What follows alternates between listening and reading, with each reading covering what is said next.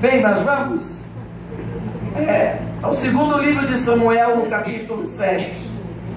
Segundo livro de Samuel, capítulo 7.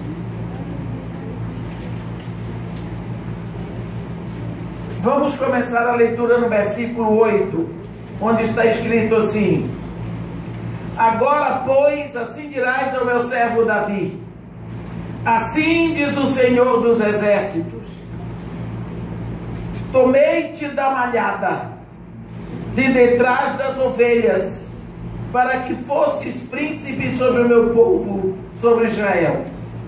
E fui contigo por onde quer que andaste. Eliminei os teus inimigos diante de ti, e fiz grande o teu nome, como só os grandes têm na terra. Prepararei lugar para o meu povo, para Israel, e o plantarei, para que habite no seu lugar e não mais seja perturbado, e jamais os filhos da perversidade o aflijam como dantes, desde o dia em que mandei houvesse juízes sobre meu povo de Israel. Dar-te-ei, porém, descanso de todos os teus inimigos. Também o Senhor te faz saber que Ele, o Senhor, te fará casa. Quando teus dias se cumprirem e descansares com os teus pais, então farei levantar depois de ti o teu descendente, que procederá de ti, e estabelecerei o seu reino. Este edificará uma casa ao meu nome, e eu estabelecerei para sempre o trono do seu reino. Eu lhe serei por pai, e ele me será por filho. Se vier a transgredir, castigá-lo-ei com varas de homens e com açoites de filhos de homens. Mas a minha misericórdia não se apartará dele, como a retirei de Saul, a quem tirei de diante de ti. Porém a tua casa e o teu reino serão firmados para sempre diante de ti. Teu trono será estabelecido para sempre. Segundo todas essas palavras e conforme toda esta visão, assim falou Natã a Davi. Amém. Amém. Nós estamos vivendo um momento no Brasil em que nós temos ouvido constantemente sobre história de vida. E considerando que parece que as histórias de vida que estão fazendo uma campanha eleitoral, porque sempre os candidatos vão pesquisar a história de vida do outro para poder jogar na televisão. Não se fala para frente, não se diz o hoje, se busca o passado da pessoa para poder lembrar. E isso nos diz que todos nós temos uma história. Nós não temos passado, nós temos uma história. E pelo que nós temos visto na televisão, a sua história determina o seu hoje. Se você foi assim, você não tem mudança, você não presta.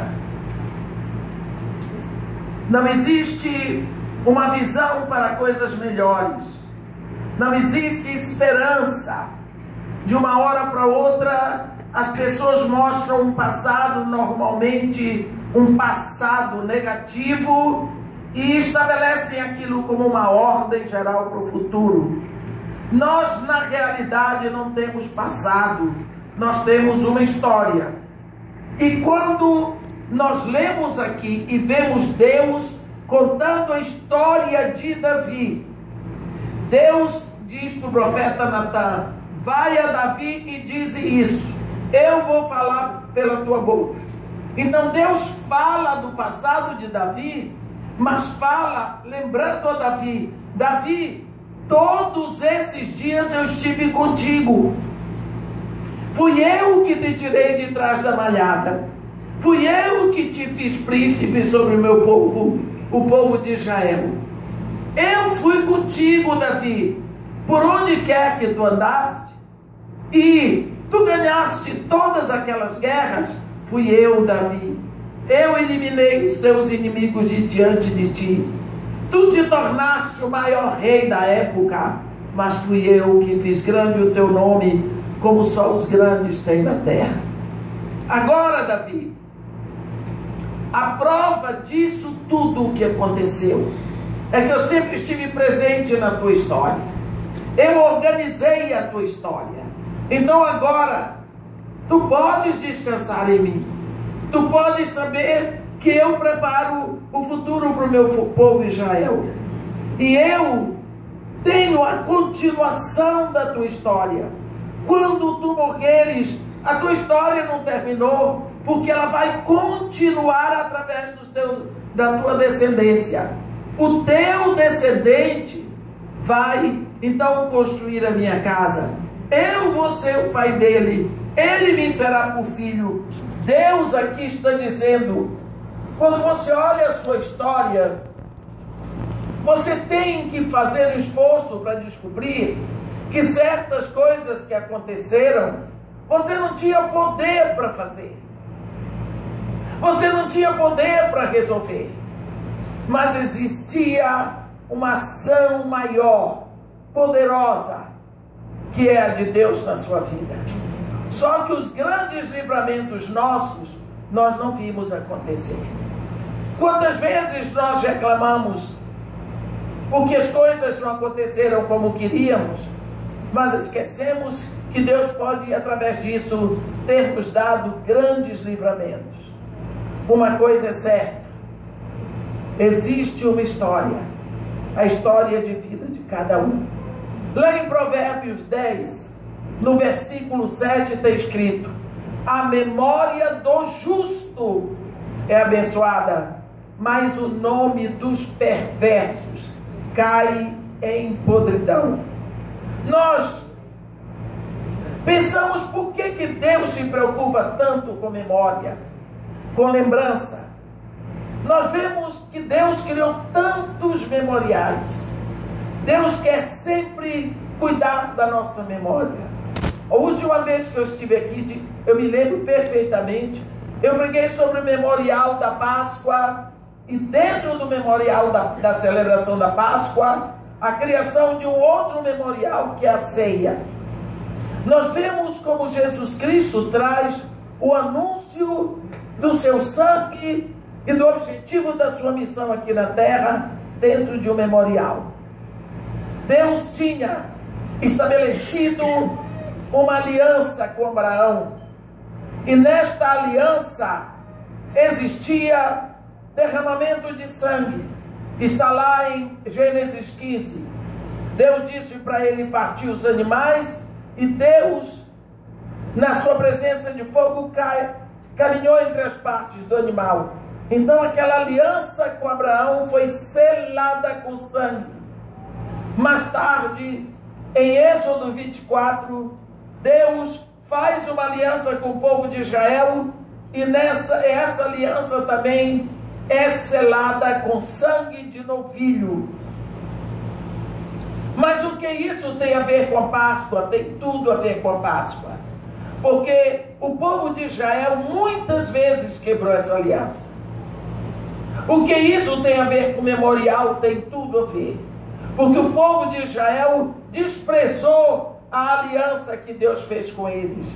Então, 700 anos antes que Jesus viesse, Deus falou por boca do profeta Jeremias, dizendo: eis que vem dias, diz o Senhor, em que firmarei nova aliança com a casa de Israel e com a casa de Judá, não conforme a aliança que fiz com seus filhos, com seus pais, quando os tomei pela mão e os tirei da terra do Egito. Porque eles desprezaram a minha aliança, não obstante eu os haver desposado. Porque esta é a aliança que farei com eles naqueles dias. Nas suas mentes imprimirei as minhas leis, também no seu coração eu as escreverei.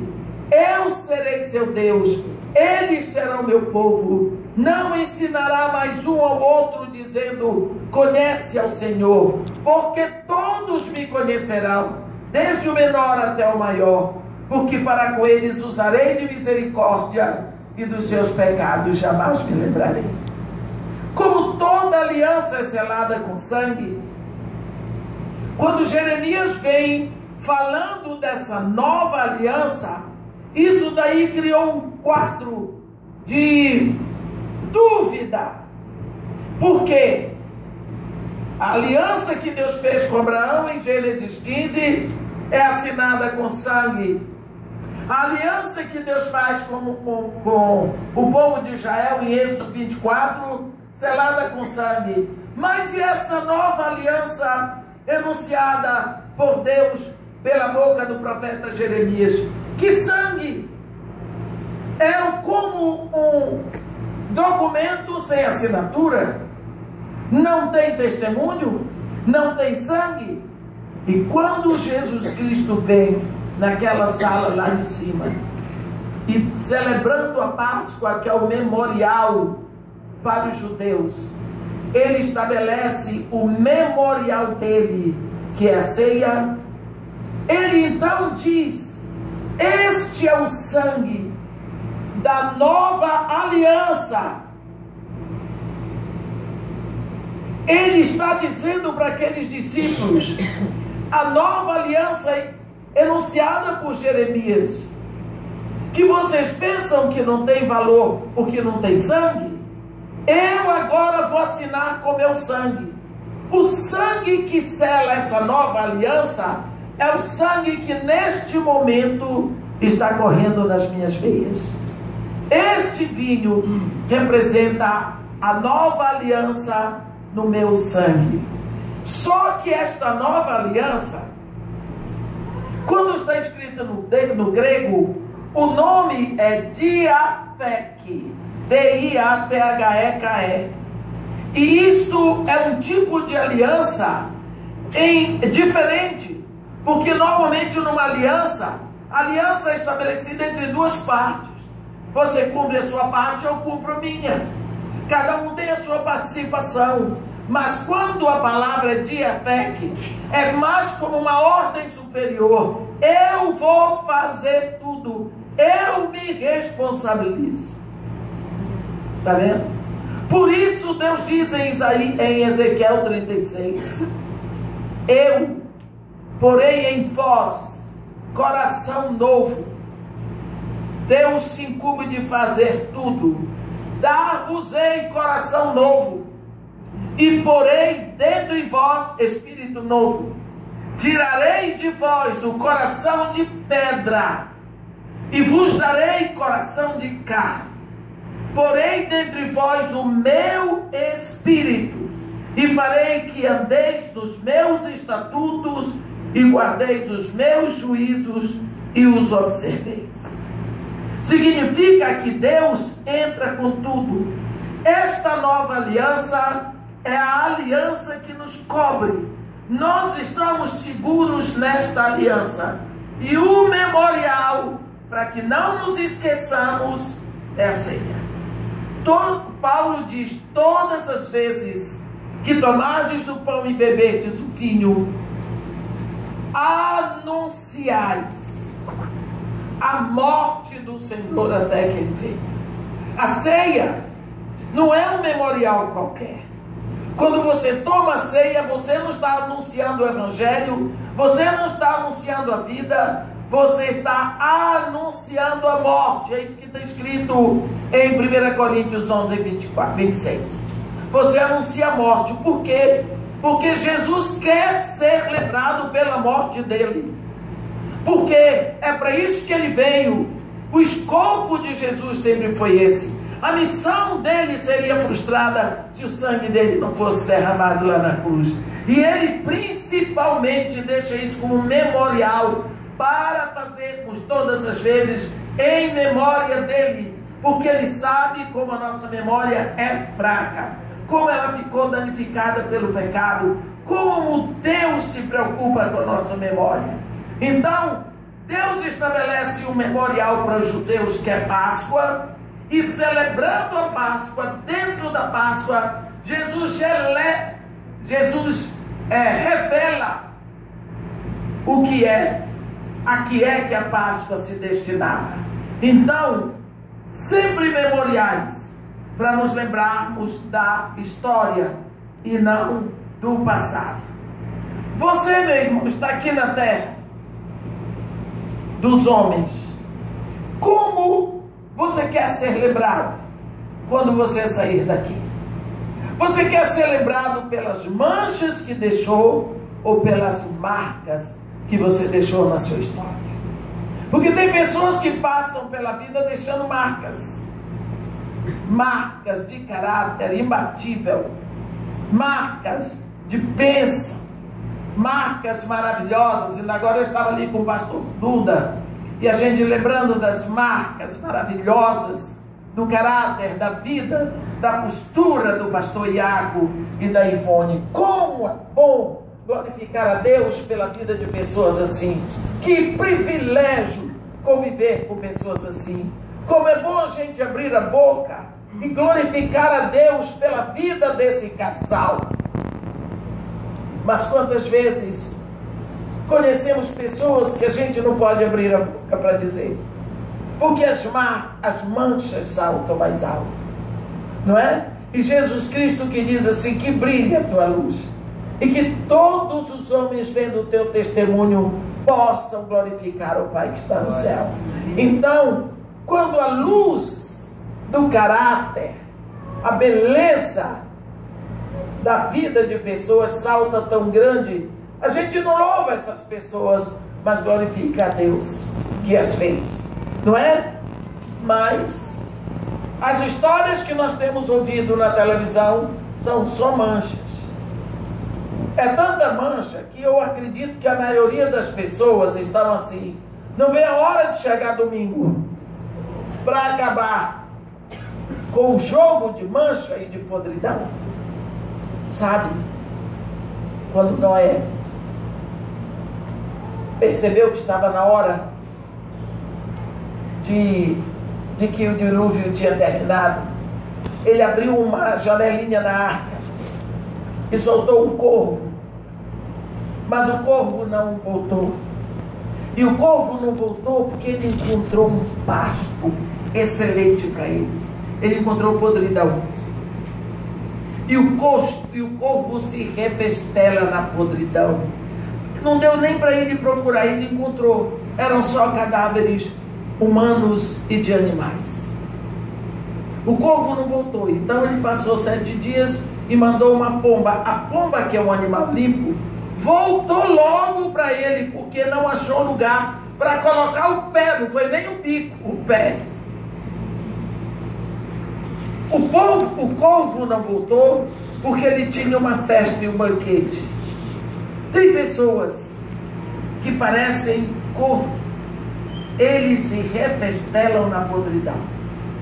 Eles buscam a podridão e quando não encontram, eles criam a podridão para poder se alegrar, para fazer uma festa. Aqui tem muita coisa para festejar o que é podridão.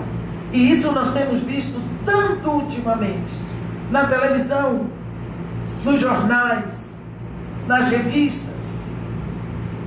É só ir atrás de mancha para poder jogar para a gente. Eu não estou interessada nas manchas de ninguém. Eu quero uma coisa através da qual posso glorificar a Deus. Não é? Eu fiquei feliz que ninguém tem coisa de podre para dizer da Marina. Pelo menos ela é evangélica. Ela é uma mulher que ora todos os dias com a Valnice. A Valnice me disse na minha frente, a Valnice a chamou e orou com ela. Eu não estou interessada de dizer que a Marina é santa, mas pelo menos se você não encontra podridão na vida de uma candidata crente, para mim já é uma grande alegria. Está difícil. Está difícil. Então, como você quer passar aqui, meu irmão? Porque você está de passagem. O próprio Deus, quando fala com Davi, diz: Davi, você vai sair daqui, Davi. Quando os teus dias se cumprirem e descansares com os teus pais, então farei levantar depois de ti o teu descendente, que procederá de ti, e estabelecerei o seu reino. A história continua, Davi. As coisas não vão acabar, o mundo não vai acabar só porque tu morreste. Olha, não importa qual seja a sua história, meu irmão, ela está sendo escrita agora. Agora. E quando você morrer, Deus nos abençoe, que você possa estar por aqui por muitos anos ainda, se bem que eu não acredito, porque eu creio que nós somos a geração do arrebatamento. Amém. Mas que você viva muito. 5 coisas pelo menos vão ficar, porque tem coisas que você só pode fazer aqui na terra, não é? Você não vai orar lá no céu, você não vai ofertar lá no céu, e nem no inferno, que Deus lhe defenda de ir para lá. Então a oportunidade agora é aqui, é hoje. Então, uma coisa que vai ficar quando você sair daqui é o seu investimento por Cristo na vida das pessoas. Isso vai ficar. Assim, é melhor você tomar providências e aumentar o seu depósito espiritual. Imediatamente. Comece a se preocupar agora com isso. Comece a fazer isso agora, porque vai ficar aqui. Lá no céu não vai ter. Então comece a fazer isso agora. Quando você se aproximar de uma pessoa, ou uma pessoa se aproximar de você, tenha sempre uma segunda intenção ao tratar com aquela pessoa. Uma segunda intenção. Qual é a segunda intenção? A pessoa não sabe, mas você está querendo trazê-la para a salvação. Nunca perca uma oportunidade. Você vê todo o trabalho que eu faço no Morro Dona Marta é só para plantar Jesus. Todo. Só Deus sabe o que eu trabalho. Só para plantar Jesus. No final do ano, nós damos aquela cesta, aquela sacola enorme. Já comecei a comprar tênis novo, meia nova, cueca, calcinha, pares e pares e pares de roupa, toalha de banho, toalha de rosto, tênis, tudo novo, toda a pasta de dente, escova, sabonete, e shampoo e condicionador que eles vão usar durante o ano, está ali dentro da sacola. Então eles ganham tudo novo e tudo bonito. Tudo bonito. Aí, como é que eles recebem isso tudo? Numa festa. Agora nós temos feito lá na igreja do pastor Luísio. Ali eles se apresentam, o professor ensina durante o ano, eles cantam, eles dançam, eles oram, eles se apresentam, eles são os atores da festa. E eles recebem aquilo tudo. Essa festa de fim do ano é feita no início de dezembro, quando começaram a brilhar as luzes do Natal. Então tudo é música de Natal, as vitrines estão maravilhosas, as praças estão enfeitadas, as luzes do Natal brilham, as vitrines dos shoppings, a televisão, tudo é clima de Natal.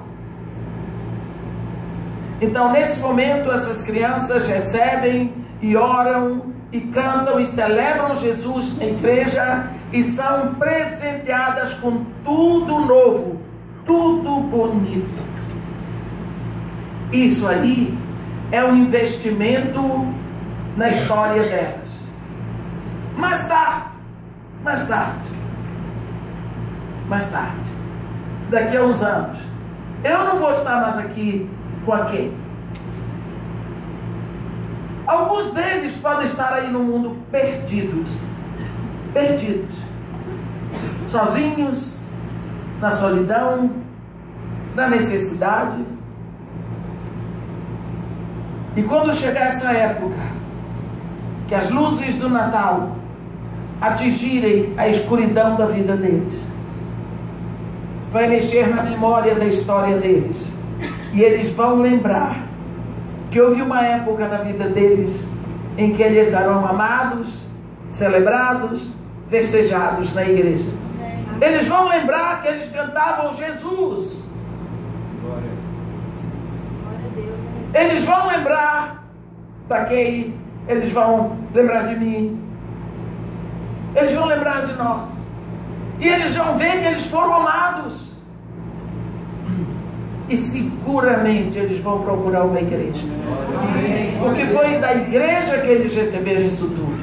Então eu tenho uma segunda intenção quando eu faço isso. Essa celebração do final do ano, eu tenho uma intenção atrás dessa história. Nós precisamos pensar, antes de fazer uma coisa, em que é que isso vai reverter para a glória de Deus. Porque é para isso que nós estamos aqui. Marque vidas. Marque. Impressione. Deixe que aquele momento seja um capítulo específico na história daquela vida. Deixe a marca registrada de que você está abrindo um caminho novo, um caminho de bênção, de salvação. Seja excelente, porque você é uma carta viva de Cristo. Toda carta é endereçada a alguém. Você é endereçada a quem passar na sua vida. Deixe que essa pessoa leia em você uma notícia nova, uma notícia de bênção. Toda carta tem um remetente, o remetente é Jesus. Toda carta tem uma mensagem, tem um recado para ser conhecido. Deixa que as pessoas leiam na sua vida a mensagem da salvação, para a mudança de vida deles, para que eles possam conhecer o que você já conhece. Seja isso, procure ser excelente. Escreva, deixe isso marcado. Quem foi que falou de Jesus para você a primeira vez? Quem foi? Nada. Foi sua mãe? Muito bem. E você, Gilson? Que coisa boa. E você? Hein? Uma vizinha daí.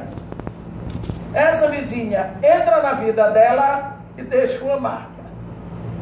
E que marca? Sabe que essa vizinha até hoje vive através de você? Porque Abel, depois de morto, ainda fala, está escrito na Bíblia. E não é espiritismo. Essas pessoas marcam a vida da gente para sempre. Eu estou pregando esse evangelho sem parar 24 anos. Eu me lembro que eu tinha, acho que 5, 6 anos. E tinha uns missionários que vieram dos Estados Unidos, eles eram batistas. E eles tinham um boneco horroroso. O boneco tinha uma cabeça grande e uma boca grande. E eles trouxeram um evangelista que era ventríloco. E evangelista é uma coisa horrível. Eles fazem de tudo, mas eles conseguem. E tinha uma apresentação na praça chamada Latada. Uma praça que só Deus sabe. Era terra pura, areia pura, poeira pura. E umas lâmpadas assim penduradas. E eu estava louca para ver que festa era aquela. Mas a mamãe era católica, apostólica, romana, mariólatra e tudo mais. Então eu não podia ir. Mas lógico que eu fugi. Lógico que eu fugi. Eu vivia apanhando, mas eu aprontava bem. Mas se eu não aprontasse, eu fui para lá. E eu me enfiei no meio do povo, fiquei maravilhada. Lá, vendo aquele boneco, ele cantava. Eu tenho paz, paz, paz, paz no meu coração. No meu coração. No meu coração eu tenho paz, paz, paz. A boca era enorme. Gente, eu apaixonei. E eles cantaram hinos. E ali ele falou de Jesus. Aí depois as meninas passavam para ir para a igreja. Eu queria ir, mas não podia nem falar. Minha irmã, essa daqui que me levaram na igreja, a única vez que eu fui com ela de tarde e entreguei minha vida a Jesus Cristo. Estou aqui. Você está vendo o que é marca? Essas marcas ficaram tão profundas, nunca eu vou esquecer. Marque pessoas. Marque, use a sua vida. Esse é o seu investimento por Cristo na vida das pessoas, Você só pode fazer isso agora. Leve a sério isso. Nós precisamos saber. Tem um momento lá em Lucas 7, em que Jesus Cristo vai chegando e uma multidão segue. Ele vai chegando numa cidade chamada Naim. Só que quando ele vai chegando, seguido por uma multidão, vai saindo um enterro. E era o enterro de um filho único de uma viúva. E logicamente a viúva estava sofrendo muito e chorando. E quando Jesus Cristo, que vai entrando na cidade de Naim, com a multidão que o seguia, encontra essa outra multidão, eles param. E Jesus olhou e viu a viúva chorando, foi a ela e disse: não chores. Foi lá, parou o enterro, tocou no esquife, segurou o morto pela mão, levantou, o rapaz sentou e ele entregou o moço para a mãe dela, para ela não chorar mais. Se vocês passarem assim, como a gente diz, passando pelo texto, é uma coisa comum, mas não é não. Entre no meio dessa multidão e veja o impacto. Jesus Cristo não foi convidado para o enterro. Ninguém o chamou, ninguém esperava que ele estivesse ali, ele não prometeu ressuscitar ninguém. Ninguém pediu, ninguém esperava que ele fizesse. Mas ele fez. Depois as pessoas diziam assim: grande profeta se levantou em Israel. Eu quero lhe perguntar, será que alguém pôde esquecer aquele momento? Será que alguém pôde esquecer aquele momento? Será? Eu aceito. Será? É o diácono aí. Será que alguém pôde esquecer aquele momento? Nunca mais. Ele deixou uma marca. Ele deixou um momento indelével na vida daquelas pessoas. Por quê? Porque naquela época uma viúva não tinha pensão.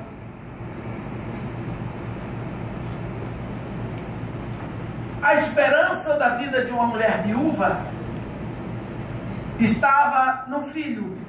Se ela tivesse um filho homem, o filho ia prover para ela, para o futuro, para a vida dela. Mas ela ficou sem nada no momento em que o filho morreu. Então, ali naquele esquife estava a esperança dela. Morta. O futuro dela. Morto. Ela morreu junto com aquele filho. Jesus Cristo vai lá e traz uma cura completa. Um futuro cheio de glórias para ela. Que alegria, que momento, que marca que ele deixou na vida daquele rapaz, na vida daquela mulher e na vida das duas populações. Ninguém mais esqueceu de Jesus. Ninguém mais esqueceu aquele momento. Então, é assim que nós precisamos ser. Precisamos chegar na vida de pessoas para sermos construtores e canais de bênção. E deixar uma marca. É preciso que as pessoas nunca mais esqueçam de nós, mas lembrem de nós como a bênção que nós podemos ser. Às vezes, nós entramos na vida das pessoas e as coisas não acontecem logo e ficamos frustrados porque temos muita pressa. Você lembra de uma vez que Jesus fez uma cura assim? Ele cuspiu no chão, fez uma laminha. Difícil entender Jesus fazendo esse tipo de coisa, né? Mas ele fez. Ele cuspiu no chão, fez uma lama lá, do jeito dele, e botou no olho do cego. Onde é lugar de botar lama, pois ele botou. Aí depois ele mandou o cego se lavar. Lá vem o cego de lá: Jesus, e agora? Como é que você está vendo? E o cego feliz da vida: eu estou vendo homens como árvores. Sabe o que é que o cego estava dizendo para Jesus? Eu melhorei muito, porque antes eu não via nada. Agora pelo menos eu vejo o homem como árvores. Está bom, né? Mas a visão dele estava deturpada. A visão dele estava confusa. Porque homem é homem, árvore é árvore. Ele melhorou, estava de bom tamanho. Mas Jesus não vem na vida de ninguém para melhorar. Jesus vem para fazer um trabalho completo. Amém. Aí Jesus diz, vá se lavar novamente. Aí ele já via tudo diferente. Então, às vezes, essa cura, esse trabalho se faz por etapa. Primeira coisa, então, que nós vamos deixar aqui é o nosso investimento por Cristo na vida das pessoas. Por isso, nós temos que nos preocupar e começar imediatamente o nosso depósito espiritual. Outra coisa que nós precisamos abrir os olhos é que as nossas orações viverão para sempre diante do trono de Deus.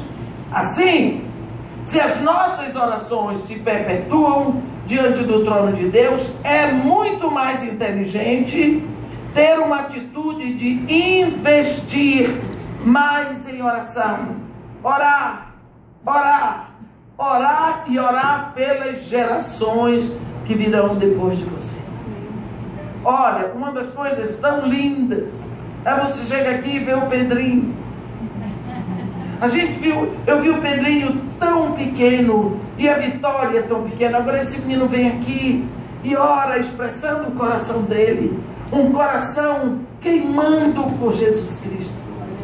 Tem alguma coisa melhor do que isso? Não tem. Não existe uma coisa melhor. Digo isso na presença de Deus. Eu não quero ouro nem prata, eu não quero dinheiro, eu quero ver isso que eu vi hoje. Que eu possa ver isso na vida de todo mundo. Milena, Vitória e essa geração que eu vi pequena, eu vi fluir. Deus há de me dar a alegria de ver meu neto e os meus netos assim também. Essa menina, não é uma alegria isso? Ore, ore, ore mais. Toda oração que você fizer ainda não é suficiente. Este é o exemplo que Jesus Cristo deixou para nós. O homem que pisou nesta terra, que mais orou, foi Jesus. E nós sabemos disso. Jesus Cristo, no capítulo 17 de João, ele orou por si, ele orou pelos apóstolos e orou por nós. Você imagina que ele já orou por você. Você está orado, meu irmão. Se você está debaixo da palavra que os apóstolos deixaram, então Deus, o próprio Filho de Deus, já orou por você. Quando nós morrermos, é ruim dizer morrermos, né? Quando nós dormirmos, é assim que Jesus quer que diga. Quando nós dormirmos, porque a morte ele já venceu, está vencida. E quando nós dormirmos, as nossas orações não vão dormir. Está escrito em Gênesis 26, quando Deus encontra com Isaac, depois que Isaac tinha passado o deserto abrindo aqueles poços, Ezeque, Sitna e Reobote, que Deus encontra com ele e diz para ele: Isaac, eu sou o Senhor, o Deus de Abraão teu pai. Não temas, porque eu sou contigo, abençoar-te-ei, multiplicarei a tua descendência por amor de Abraão, meu servo. Gênesis 26, versículo 24. Por que Deus está dizendo? Abraão já tinha morrido, mas a oração que ele fez por aquele filho não morreu. Abraão já tinha morrido, mas o Deus a quem ele serviu não morreu. Significa, Abraão tinha deixado muita riqueza para Isaac, mas Isaac, atravessando o deserto, corria o risco de ser saqueado pelas caravanas dos ismaelitas, e tudo que o pai tinha deixado para ele iria embora, seria perdido. Mas por causa da oração que Abraão botou na poupança, o filho dele aqui na terra foi salvo. Deus disse para ele: eu estou fazendo tudo por amor de Abraão, meu servo. Então, de tudo que Abraão fez, o melhor que ele fez foi servir a Deus e orar. Quanto você tem orado pelas suas futuras gerações? Quanto você tem orado pelos seus filhos? Quanto você tem investido em oração? Oração não é um poema não, meus irmãos. Oração é estilo de vida. Necessário. Você tem orado por fortalecimento para esses cristãos lá do norte do Iraque? Estão matando o cristão como quem mata a formiga. Você viu algum vídeo a respeito disso? Nós temos que orar para Deus fortalecer esses nossos irmãos, para que eles não desistam e entreguem a própria vida pelo nome de Jesus. Sabe por quê? Porque é o sangue de mártires que traz novo nascimento. É no momento em que o sangue de mártir é derramado que nascem filhos de Deus. Você sabia que esse espírito que se levanta no Islã é um espírito que se levanta contra o cristianismo? Por quê? Porque Jesus Cristo está trazendo os muçulmanos aos milhares para ele. Os muçulmanos estão se convertendo a Jesus Cristo. O site do Maoz Israel diz que eles estão vindo aos milhares para Jesus Cristo. Eu tenho aqui a percentagem. Eita, Bíblia velha é difícil de achar as coisas, mas eu tomei nota. O Maoz Israel, você pode tomar o nome desse site, eu não sei se eu já dei aqui para vocês, diz que o Oriente Médio está pegando fogo por Jesus Cristo, e os muçulmanos estão se convertendo de milhares aos milhares a Jesus Cristo. Então, por que Jesus Cristo está edificando a igreja dele entre os muçulmanos? Esse espírito muçulmano se levanta para matar os cristãos. Eles não estão matando os hindus, eles não estão matando nem mesmo os muçulmanos, eles só se levantam contra cristãos, porque são os cristãos. Pronto, o papel está aqui, eu não consigo ver, toda vez está aqui. Eles só estão se levantando contra cristãos. Eu tomei nota, tem esse site, www.maozisrael.org. Eu já dei esses dados aqui, não. Tem um egípcio que é evangelista, que ele é cristão. O nome dele é Father Zachariah, é Pai Zacarias. E ele tem um grupo de evangelistas. E ele está nos Estados Unidos. Ele tem um programa de 90 minutos por dia, que cobre todo o Islã. E ele prega Jesus. E ele diz que os muçulmanos, o islamismo está em colapso total. Porque eles estão vindo aos milhares para Jesus. Ele diz que por ano 10 mil muçulmanos se convertem a Jesus na Algéria. 35 mil por ano em Marrocos. 50 mil por ano na Arábia Saudita, em a capital do islamismo. 6 milhões por ano em toda a África. A Jihad Islâmica está oferecendo 80 milhões de dólares pela cabeça desse homem. Então, no momento em que Jesus Cristo está edificando a sua igreja, lá entre os muçulmanos, o espírito que se move no islamismo se levanta para matar cristãos. Só que eles não sabem que quanto mais eles matam cristãos, mais conversão vai haver. Porque foi a morte, na morte de Estevão, no sangue derramado de Estevão, nasce Paulo. E quando você olha e você vê o que Deus promete ao povo árabe, ele promete salvação. Ele diz: o Senhor se dará a conhecer ao Egito, e os egípcios conhecerão o Senhor naquele dia. Se eles o adorarão com sacrifícios e ofertas de manjares, e farão votos ao Senhor e o cobrirão. Ferirá o Senhor aos egípcios, ferirá, mas os curará. Converter-se-ão ao Senhor, e Ele lhes atenderá as orações e os curará. Naquele dia haverá estrada do Egito à Assíria. Você sabe o que é isso? Você sabe onde é a Síria? É o norte do Iraque, onde eles fundaram agora esse Estado Islâmico. Olha a Bíblia. Naquele dia haverá a estrada do Egito até a Síria. Os assírios irão ao Egito, e os egípcios à Síria. E os egípcios adorarão com os assírios.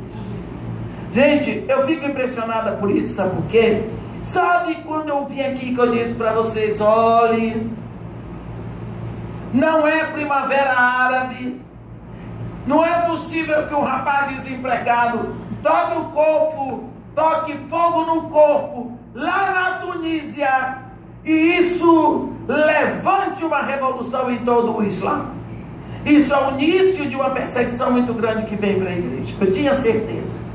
Naquele tempo, logo na queda do primeiro-ministro do Egito, naquela semana mataram 80 cristãos dentro de uma igreja no Cairo.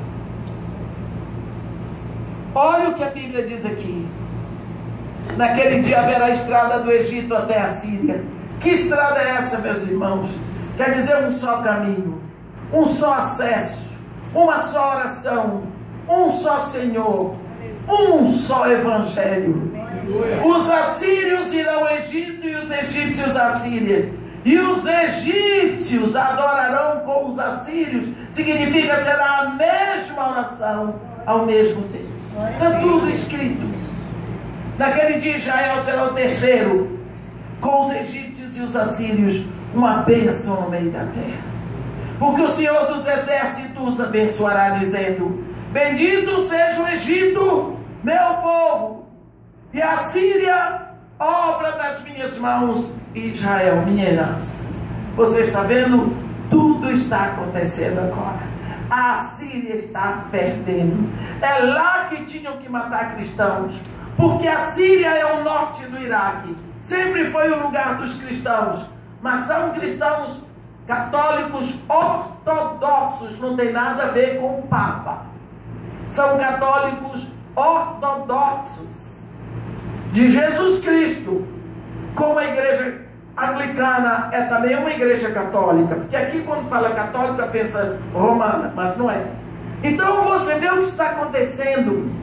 O norte do Iraque, onde tudo começou, oferecendo sangue de filhos de Deus. Lá no Iraque, eles diziam: o mundo vai terminar aqui, porque começou aqui, começou lá mesmo. Abraão era iraquiano, Noé e toda essa raça. O que eu estou dizendo é que Jesus Cristo está edificando a igreja dele. O que foi que aconteceu na Nigéria? Levanta-se da Nigéria uma igreja tão grande, cresceu tanto, Deus abençoou tanto, que tem 50 mil pessoas. A cidade toda é a igreja. Toda. Os bancos, os hospitais, as universidades, as escolas, os supermercados, tudo da igreja. Tudo. O templo dessa igreja tem 2 quilômetros de comprimento por 900 metros de largura. E vários cultos por domingo.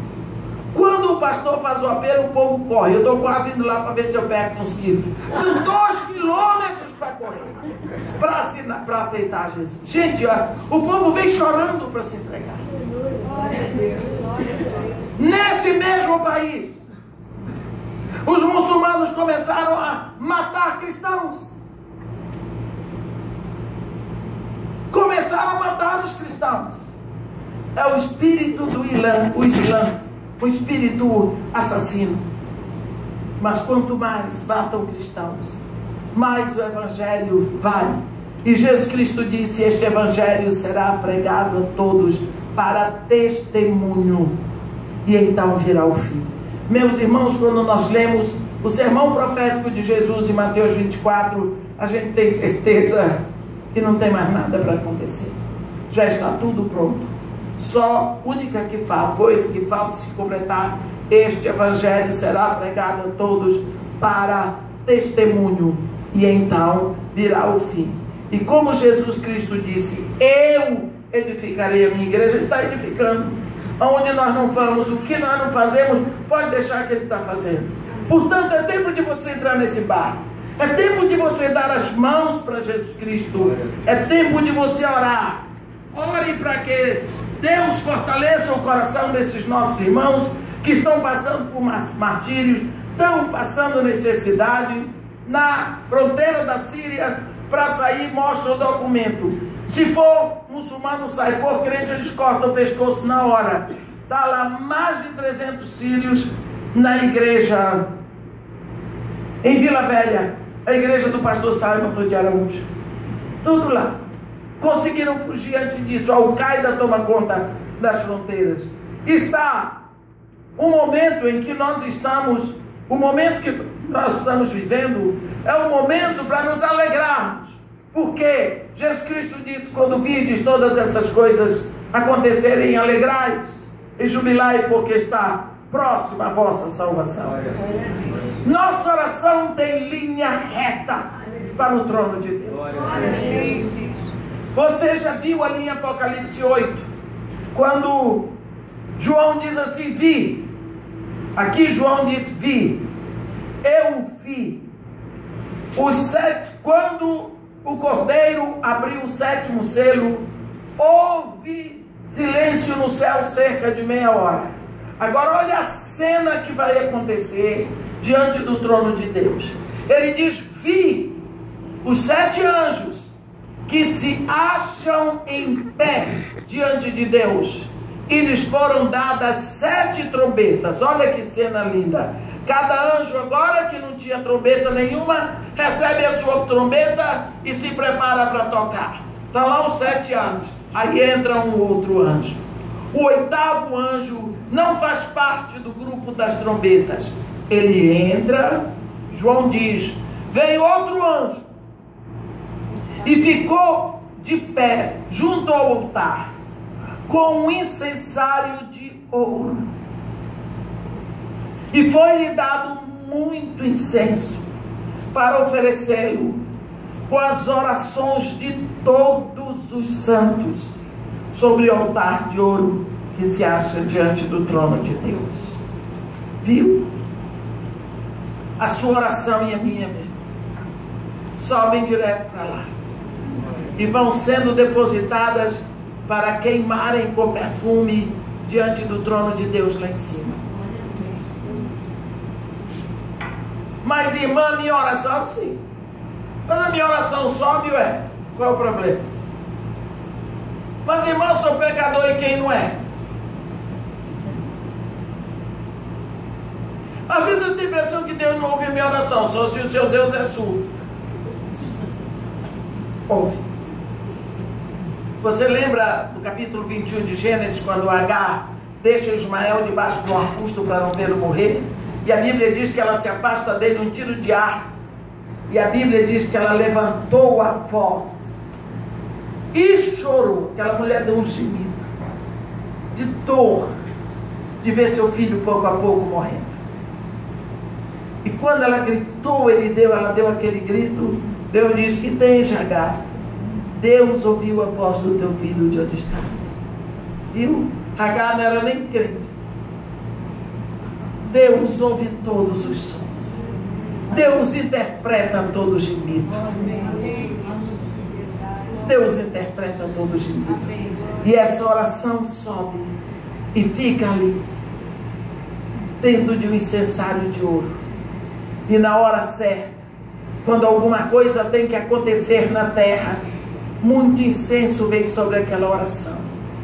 E o anjo pega o fogo do altar da presença de Deus, queima aquelas orações junto com o incenso que perfuma toda a sala do trono de Deus. E a Bíblia diz que depois disso o anjo toma o incensário, enche-o de fogo do altar e atira para a terra. Então houve trovões, vozes, relâmpagos e terremoto. O que significa que a nossa oração sobe em linha reta para o Deus ao qual nos dirigimos. Então, se o seu investimento por Cristo é só aqui na terra, e quando você morrer vai ficar, se as suas orações feitas aqui não desaparecem, é melhor orar mais. A sua história de vida seguramente estará escrita na memória daqueles que estiverem no seu caminho afetados pela sua presença. Então, é melhor viver agora a história que Deus quer contar ao mundo através de você, na sua totalidade. Olhe a história de Paulo, como Paulo tem nos abençoado. Mas Paulinho de Tarso era muito especial, era o segundo maior escritor do Novo Testamento, depois de Jesus. Mas a primeira vez que o nome de Paulo aparece na Escritura em conexão com o crime de assassinato. Assassinou o homem santo Estevão. Olha a história de Davi. Davi, que o próprio Deus está contando a história de Davi. Então a nossa história afeta. As pessoas ficam na nossa história. As pessoas que passam na nossa vida, elas lembram de nós de alguma forma. Ou como uma peste, ou como uma besta, ou como uma bruxa, ou como uma fada madrinha. Não é? Porque marca a nossa memória. Nós somos marcados por isso. Outra coisa também, as suas ofertas. Ou as suas ofertas e doações. O quanto você tem facilitado o ministério das pessoas, o trabalho do reino, através da sua oferta. Não é? Como você tem ajudado uma escola. Preciso que você saiba que quanto mais você abre a mão para dar, mais ela está aberta para receber. Então, quanto você tem investido dos seus bens para o reino? Porque às vezes você amealha tanto e guarda tudo para que haja briga depois da sua morte. Invista na vida dos filhos de Deus. Faça uma surpresa. Choque os outros com a sua oferta. Eu costumo, hoje de manhã estava falando de um porteiro que tinha lá no meu prédio, seu Aprígio.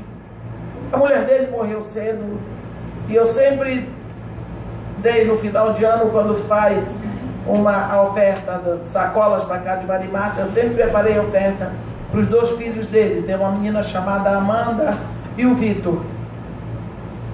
E um dia, dia das mães, dia dos pais, eu estava pregando aqui no Rio, eu vinha de lá da igreja do pastor Wander, do Recreio, e quando nós chegamos em casa, ele abriu a porta, e eu disse para ele: aí, seu Aprígio, já almoçou? Não. Até que hora o senhor vai ficar aqui? Até as 2 horas. Aquilo mexeu comigo. Entrei no elevador com a Kay, subimos. Eu disse: Kay, hoje é dia do papai. Esse homem aí já não tem esposa. É dia do papai, todos os pais estão almoçando com seus filhos. Ele está aqui trabalhando como todos os dias. Daqui a pouco ele vai esquentar a marmita de ontem para comer. A gente podia fazer uma surpresa para ele. Ela disse: o que é? Nós vamos dar uma oferta para ele, para causar um choque. Vamos dar um choque. Vamos deixar ele ficar. É bom. É bom. Aí ela disse: mãe, então vamos botar logo essa oferta, que eu estou com fome. Tudo bem. Pegamos o envelope, pegamos o dinheiro, botamos dentro e disse: vamos lá. Descemos, eu disse: Aprígio, aqui dentro desse envelope tem um presente para o senhor, porque hoje é dia do papai e o senhor é pai. Então nós queremos lhe dar um presente hoje. E agradecer a Deus pela sua vida. O Senhor é um homem precioso. O Senhor tem criado os seus filhos com cuidado. Falei para ele uma opção de coisas que as pessoas não falam. As pessoas não falam, não elogiam, não mostram às pessoas. Eu vejo, eu percebo isso de bom em você. Mas para atacar, sabe? Ele ficou parado olhando. Se aqui dentro desse envelope tem um dinheiro para o senhor hoje comer uma comida boa com os seus filhos. O senhor vai chegar em casa, pega esses meninos, leva para o restaurante, ou então, quem sabe, de tarde vai para uma pizzaria com eles, pede uma pizza gostosa, come com seus filhos, é dia do papai. É para festejar com ele o dia do papai. Ele ficou parado. Eu disse, mas então agora vamos orar. Botei a mão no ombro dele, a Kay também. Começamos a orar, aquele homem começou a soluçar. Seca. Você acha que alguma vez ele esqueceu disso? Nunca. Por quê? Ele foi marcado por uma oferta. E quando você ofertar, deixe claro que aquela oferta é uma oferta movida do seu coração. Deus moveu o seu coração para fazer. Aproveite aquela hora. Aproveite aquela hora. Dê até não aguentar mais. Faça essa experiência, você vai ver como ela é benfazeja, como ela é construtiva na sua vida e na vida dos outros. Os seus filhos carregarão outra coisa que você vai deixar aqui na terra. É que os seus filhos, eles vão carregar o seu DNA físico e espiritual. Vão carregar. Assim, você deve saber que a sua fé viverá através deles, dos seus filhos e dos seus netos, para alcançar futuras gerações. Por quê? Porque as palavras movem, mas o exemplo arrasta. Dia do aniversário da minha nora, eu fui na casa dela, a minha irmã fez uma coisa gostosa, fomos para lá. Chega lá, estava sentada na mesa da copa e a minha nora veio para mim e disse assim: sabia que o seu neto, está com 8 anos agora, ele descobriu a senhora no, acho que é YouTube. Descobriu a senhora no YouTube e agora ele vive lhe assistindo. Eu disse, é mesmo, Glemart? Ele disse, aí correu lá, pegou um negócio daquele tablet. Chegou lá, botou o dedo, não sei onde ele botou, e estava lá eu. Aí eu disse para ele, Glemart, você entende o que eu prego? Ele disse, entendo. E gosto muito quando a senhora fala de mim, do meu pai, da minha mãe e das minhas irmãs. Eu disse, sabe, Glemart, daqui a 15 anos, você vai estar no púlpito pregando. E nesse dia você vai dizer para as pessoas, minha avó orou muito por mim e ela pregava no púlpito e já mencionava o meu nome. E hoje eu estou aqui. Você orou por mim, eu te orei por você antes de você nascer. E quando eu soube que sua mãe estava grávida, eu agradeci a Deus que eu sabia que Deus estava mandando um neto para mim. E quando eu soube que era menino, eu escolhi o seu nome. Quem deu o seu nome fui eu, não foi seu pai nem sua mãe. Esse nome Glemart, por isso que eu lhe chamo Glemart, é o nome do meu pai e do meu filho, os 2 homens da minha vida. E é um nome profético, porque Glen é um riozinho que traz vida dentro do vale. E Martin é uma pessoa que veio de lá de cima de Marte, veio de outro planeta. Então, veio lá de cima para fazer diferença aqui na terra. Portanto, você é profeta de Deus. A palavra está sempre na sua boca, no seu coração. E você vai ser o profeta da sua geração. Ele ficou olhando para mim assim. Acha que ele vai esquecer disso? Não, não vai. Ele agora está me ouvindo ainda mais. Preste atenção à responsabilidade. Hebreus, no capítulo 11, no versículo 4, está escrito assim: pela fé, Abel ofereceu a Deus mais excelente sacrifício do que Caim, pelo qual obteve testemunho de ser justo, tendo a aprovação de Deus quanto às suas ofertas. Por meio dela também, mesmo depois de morto, ainda fala. Nós estamos numa passagem. As nossas marcas vão ficando enquanto nós vamos marcando a nossa história e a história das vidas por onde passamos. A nossa história vai sendo escrita, aquilo que fazemos que vai ficar aqui, vai ficar para ser lembrado pelas próximas gerações. Que a sua vida tenha marcas de Cristo, que você deixe marcas de um caráter lavado e redimido pelo sangue do Filho de Deus. Se preocupe com o que você está deixando, porque o que você está deixando tem que servir no seu investimento para a glória do Pai.